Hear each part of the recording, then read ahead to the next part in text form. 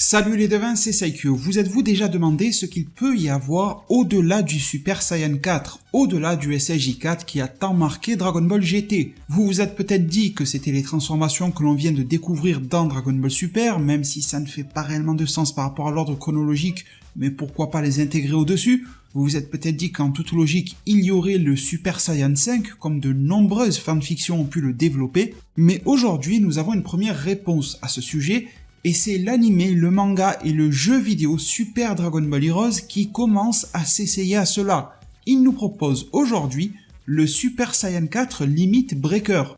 Limit Breaker que l'on peut alors traduire par tout simplement dépassement des limites. C'était d'ailleurs un terme qui était souvent au goût du jour durant le tournoi du pouvoir de Dragon Ball Super. Pour d'autres raisons, il y a l'Ultra Instinct, etc. qui était en train de nous être teasé durant ce fameux tournoi. Là, rien à voir, même si les terminologies sont les mêmes. Attention, il ne faut pas confondre. C'est un petit peu comme le SSJ Ikari de Trunks dans l'anime DBS et la forme Saiyan Ikari de Broly dans le film éponyme. Ce sont deux formes distinctes portant quasiment le même nom. Nous avons presque la même chose ici avec le Super Saiyan 4 Limit Breaker qui se révèle avec des visuels. C'est vrai que de base, nous avions vu des ombres qui nous étaient présentées. On se demandait si c'était pour nous teaser le fait que Xenogoku et Xenovegeta allaient évoluer vers une forme tout à fait nouvelle, très différente en termes de chara-design, mais on pouvait largement privilégier, c'était l'hypothèse que j'avais lors de ma vidéo de l'annonce de cette nouvelle forme, que la forme Limit Breaker serait une sorte de SSJ 4.5 ou quelque chose comme ça. En tout cas, ça serait une amélioration de ce qui existe déjà, et il y aurait donc des détails de chara-design qui viendraient se greffer à ce que l'on connaît déjà. C'est le cas aujourd'hui. On nous dit donc que pour la Big Bang Mission numéro 3 de Super Dragon Ball Heroes, pour le moment c'est annoncé pour le jeu vidéo, ça ne fait presque nul doute que ça fera partie du manga et de l'anime promotionnel Super Dragon Ball Heroes, mais cela reste à confirmer, donc faites attention. Je pense que à minima, au-delà du jeu vidéo, on pourra avoir une forme animée de ces SSJ4 Limit Breaker, vraiment au moins grâce à l'opening. Vous savez qu'il y a toujours un opening animé pour Super Dragon Ball Heroes. Je pense que au moins là-dedans, ils vont nous foutre les Limit Breakers. Il y aura bien sûr les cartes aussi, qui sont achetables en physique au Japon, qui sont à poser sur les bornes pour pouvoir jouer. Mais après, reste la question énigmatique de l'anime et du manga. Et je me dis que pour faire la promotion d'une nouveauté, quoi de mieux qu'un anime et un manga promotionnel pour nous les mettre sous les yeux et nous donner envie de posséder la carte, d'aller jouer avec ces personnages-là. Surtout que on se rend compte que des éléments actuels ou presque actuels de Super Dragon Ball Heroes et l'anime nous sont mis sous les yeux. Nous y voyons le nouveau Janemba. Je vous fais tourner divers screenshots depuis tout à l'heure, diverses images qui sont soit des artworks officiels, soit des images carrément dans le jeu de Super Dragon Ball Heroes. Et vous voyez que la nouvelle forme de Janemba y est, que les deux autres Goku, version Capsule Corp, si je peux les appeler ainsi, ils bénéficient d'une forme Blue traditionnelle. On a vu avec les précédentes missions, Universe Mission et tout ça de Super Dragon Ball Heroes qu'ils aiment bien alterner entre quelle dimension aura la nouvelle transformation pour pouvoir alterner un petit peu. On a eu par exemple du Végéto qui est arrivé du côté des Capsule Corp, puis on a eu un Végéto Xeno SSJ4 du côté des Xeno, mais pas les deux en même temps. On a eu le Goku Ultra Instinct. Donc vous voyez, on a l'impression que c'est 1 sur 2 pour acquérir des nouvelles formes. Je pense qu'une fois qu'ils auront épuisé cette formule-là, on aura des power-ups communs. Les deux vont évoluer en même temps, les deux vont fusionner de manière interdimensionnelle. Je pense que ça ne saurait tarder, un Goku, un Vegeta d'une autre dimension, un Goku avec un Goku, un Vegeta avec un Vegeta, peut-être même des fusions de fusions. C'est Dragon Ball Heroes, c'est open bar. Et du coup, pour revenir au sujet central, le Super Saiyan 4 Limit Breaker, qui va au-delà du Super Saiyan 4, chez les personnages Xeno. Je me demande si d'autres personnages ayant le SSJ4 comme Gohan pourront évoluer à ce niveau-là, mais peut-être pas, c'est peut-être une marque pour dire que regardez, Goku et Vegeta en termes de transformation sont toujours plus évolués d'une manière ou d'une autre, et pour les démarquer des autres qui ont aussi le SSJ4 dans Heroes, on va leur fournir le Limit Breaker pour montrer cette suprématie des deux Saiyans emblématiques de Dragon Ball. En plus de tout ce que je viens de vous dire et de vous présenter, eh bien on remarquera que cette forme se démarque sans trop se démarquer de l'original, mais en même temps c'est un petit peu le but, et par définition ça, le Limit Breaker, c'est le SSJ4, mais qui a quelque chose en plus, et c'est clairement le cas. On aimera ou on n'aimera pas les tonalités de couleurs, etc. Je trouve que ça leur donne presque une tonalité un petit peu plus dark, un petit peu plus à la Goku Black. Il y avait des fanarts à l'époque qui traînaient de Goku Black SSJ4, je vais vous en montrer un, ça n'est qu'un fanart. Ben, je trouve que ça y ressemble. Ça ressemble aussi à des versions évoluées du SSJ4 que Young Gigi un auteur de manga amateur Dragon Ball qui s'appelle Dragon Ball After Future. Attention à ne pas confondre avec celle de Toyotaru qui s'appelait Toybell, donc il y avait un deuxième Dragon Ball After Future. Nous montrer un SSJ4 un petit peu différent, ça y ressemble beaucoup. Donc en même temps, quand tu parles des tonalités de couleurs du SSJ4, tu peux pas faire des millions de modifications non plus. Tu vas pas lui balancer du jaune, du vert, voilà, c'est difficile de mixer les couleurs. Donc ils ont été hauts en couleurs, mais en restant sur des tonalités qui restent cohérentes, en y ajoutant beaucoup de mauve. Je pense qu'ils ont voulu surtout jouer avec ça, avec des particules d'aura qui nous rappellent un petit peu l'Ultra Instinct, mais je doute fort que ça en soit. Je trouve sincèrement que ce qui change le plus, ce sont les pelages de ces Super Saiyan 4, ça ressort beaucoup plus, la queue de ces Saiyans, et également les cheveux. Les cheveux faisant du coup version orangée un petit peu comme ça, marron, faisant beaucoup penser à Gogeta SSJ4. On a l'impression que les deux ont été harmonisés. D'ailleurs, en parlant de Gogeta, est-ce que d'ailleurs Végétaux, Xeno Gogeta et Xeno Végétaux, pourront utiliser le Limit Breaker? C'est vrai que ça donnerait une certaine prestance au personnage de pouvoir l'utiliser, et je n'y vois pas d'inconvénient, déjà parce qu'on est dans Heroes, et de deux parce qu'à la fois Goku et Vegeta maîtrisent cette forme désormais. Ils vont la sortir d'ailleurs, on ne sait pas comment, hein, et ils vont sûrement être dos au mur, etc. Ils vont nous développer ça, mais la version fusionnée devrait aussi en bénéficier. Donc, je perçois un petit peu ce Limit Breaker comme un Kaioken. On a d'ailleurs déjà vu dans Super Dragon Ball Heroes Gogeta utiliser le Kaioken alors que Vegeta ne le maîtrise même pas. Donc je pense que ce petit plus, mais qui fait la différence du Limit Breaker, pourra être réutilisé par ces formes-là, plus une fois fusionné.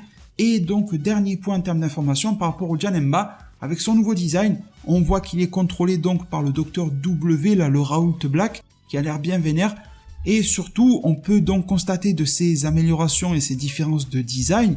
Et au niveau de ces différences de design, déjà il est beaucoup plus sombre, beaucoup plus presque métallique. On voit que le design a changé, mais il reste relativement fidèle au premier. Je ne trouve pas que la forme physique qu'il a dénature énormément avec celle d'origine. On peut pas vraiment se plaindre à ce niveau-là. Je trouve que ça renforce le côté démon. Après, on aimera ou on n'aimera pas le jeu des couleurs qui lui a été donné, mais je pense qu'il va bien ressortir ce personnage-là comme ça, dans cette espèce d'enfer dans lequel le Dr W se trouve. Je pense qu'il va l'invoquer dans ce lieu-là ou un truc comme ça. Et je remarquerai aussi que au niveau de son visage, par exemple, et ça descend vers son cou et vers on ne sait où, il y a des espèces de fiches de marquage sur le corps de Janemba, et je pense, c'est ma mini théorie du jour, que cela fait référence au fait que ce Janemba accumule et assimile les données provenant d'autres combattants. C'est ce qu'on a vu à la fin d'un des épisodes récents de Super Dragon Ball Heroes. C'est ce que l'on a vu à la fin du tout dernier épisode en date à ce jour de Super Dragon Ball Heroes. Le Dr W, d'ailleurs même la preview du prochain épisode, nous dit clairement que les données de certains guerriers, en particulier de Goku et Vegeta Xeno, ont été assimilées par W pour les refiler à Janemba. Donc il y aura une assimilation de puissance de ces deux personnages, et il y aura aussi probablement une assimilation des données, et je trouve que ce côté un petit peu fiche fait penser à tout ce qui est ordinateur, et ça doit peut-être faire ressortir le côté données.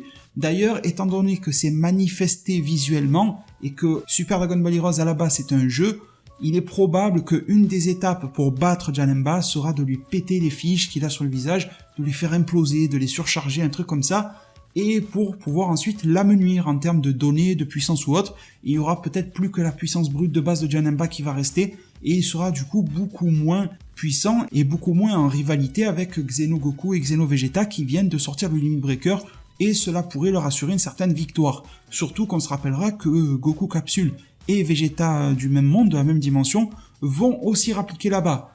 Donc je ne donne pas très cher de Janemba, mais je pense qu'il va être surcheaté en tout cas au début, et probablement que la team des méchants va quand même se muscler ensuite pour en arriver sur une bataille un petit peu plus gigantesque. Mais bon, on a l'air d'être vraiment qu'au début de l'arc. Les arcs de Super Dragon Ball Heroes, les missions sont toujours assez longues, ça dure des mois, sans cesse, et il y en a pour un bon moment. Donc on est loin de la bataille finale, c'est une bataille intermédiaire qui va être sûrement assez grosse. Faudra pas non plus en attendre trop, même si je reste très curieux de voir en action et de voir comment ils vont les sortir en termes de transformation, comment ça va être adapté en animé, ces fameux Limit Breaker, et comment vont réagir les Goku et Vegeta Capsule, cela m'intéresse beaucoup. Donc les devins, nous en arrivons à la fin de cette vidéo-là, j'aimerais rebondir sur un petit sujet, sur une remarque que vous avez été nombreux à me faire sur ma vidéo de review du précédent épisode, et j'ai pas pu répondre un peu à chacun. Je ne sais pas si tout le monde entendra ma réponse, mais moi je l'ai faite, et je remercie chacun d'entre vous qui restera pour l'écouter, ou du moins si vous êtes intéressé par la réponse. Tout simplement, on m'a fait de manière répétée la remarque que Super Dragon Ball Heroes n'était pas officiel, parce qu'en fait je vous explique dans ma review de l'épisode où il y a Vegeta, la Xeno Vegeta SSJ3, j'ai écrit « Voici la seule apparition de Vegeta SSJ3 dans un animé Dragon Ball officiel. Et j'ai reçu beaucoup donc de remarques par rapport à ça en me disant « Mais de quoi tu parles? Officiel de quoi? Ce n'est pas officiel, qu'est-ce que tu racontes ?» Alors, je me suis rendu compte, après avoir lu beaucoup de commentaires de ce style-là, qu'il y avait une grosse méprise dans la zone commentaire, mais attention entre officiel et canon. Quelque chose qui est officiel n'est pas forcément canon, ce n'est pas synonyme, ce n'est pas la même chose. Canon, ça veut dire que ça fait partie de la chronologie de l'histoire originale. Pour faire simple, est-ce que ça fait partie des 42 tomes originaux de Dragon Ball, ou est-ce que ça fait partie des tomes qui sont toujours en cours de parution du manga Dragon Ball Super? Vraiment pour faire simple, on pourrait discuter un peu plus pour DBS, mais je vulgarise. Et la question est là, du coup, non, Super Dragon Ball Heroes n'est pas canon, ça ne fait pas partie de cette histoire-là, c'est un produit dérivé, c'est un animé d'ailleurs qui est là juste pour faire écho aux jeux vidéo et en faire la promotion, donc non, ça n'en fait pas partie. Mais est-ce que c'est officiel? Oui, l'animé est fait par Toei Animation, c'est Bandai Namco, la société de jeux, qui injecte de l'argent dans ce projet-là, aussi bien le jeu que le manga d'ailleurs, le manga qui est chez la maison d'édition Shueisha, qui édite aussi le manga original Dragon Ball. Donc il y a toute cette mise en place, cette production officielle, la distribution dans les lieux de vente et de revente officielle qui se fait également de la même manière. J'ai même vu dans certains magasins Micromania, Cultura, etc. des figurines de Super Dragon Ball Heroes, alors que pourtant c'est pas un truc qui vient chez nous, mais pourtant on a eu des Xeno-personnages, des Xeno-Goku, tout ça qui étaient vendus. C'est très paradoxal, mais pour vous dire que si ça arrive dans les réseaux de vente officiels, dans les magasins officiels, que ce soit les grandes surfaces, les magasins spécialisés, etc., ça veut bien dire que c'est officiel, ça porte son nom, mais ça n'est pas canon. Donc ce qu'il faut retenir, c'est que officiel ne veut pas dire que c'est canon, mais par contre, et c'est là que se trouve le point de confusion, c'est là que se trouve souvent l'erreur, quelque chose qui est canon est toujours officiel. Je pense que c'est réellement ça qui pose problème. Forcément, par pure logique, par pure définition, si on fait partie de la chronologie originale de Dragon Ball, ben on est forcément un produit officiel. On ne peut pas être un fan manga, on ne peut pas être un jeu vidéo qui est à part, qui a sa propre chronologie, on ne peut pas être l'animé promotionnel de je ne sais quoi, on ne peut pas être une carte dérivée ou un dessin sur un t-shirt. On fait vraiment partie de l'histoire originale de l'auteur. Donc tout est pris en charge par la maison d'édition officielle, par les producteurs de l'animé historique qui sont Toei Animation, etc. Donc oui, le canon est officiel, mais l'officiel n'est pas toujours canon. Donc voilà, j'espère avoir répondu à cette petite interrogation pour ceux qui l'avaient toujours, et je comprends que le sujet de Super Dragon Ball Heroes est assez dense, assez vague, et parfois, même souvent, assez flou. Voilà, j'espère que cette vidéo vous aura rendu service, qu'elle vous aura quand même diverti avant tout. N'hésitez pas à me le faire savoir avec un maximum de pouces bleus, à vous abonner, à activer la cloche des notifications, comme ça on se retrouve dans de nombreux futurs tels que celui-ci, mais aussi d'autres sujets variés à propos de Dragon Ball et autres. Merci infiniment pour tout, prenez tous extrêmement bien soin de votre futur, et à plus pour de prochains arts divinatoires.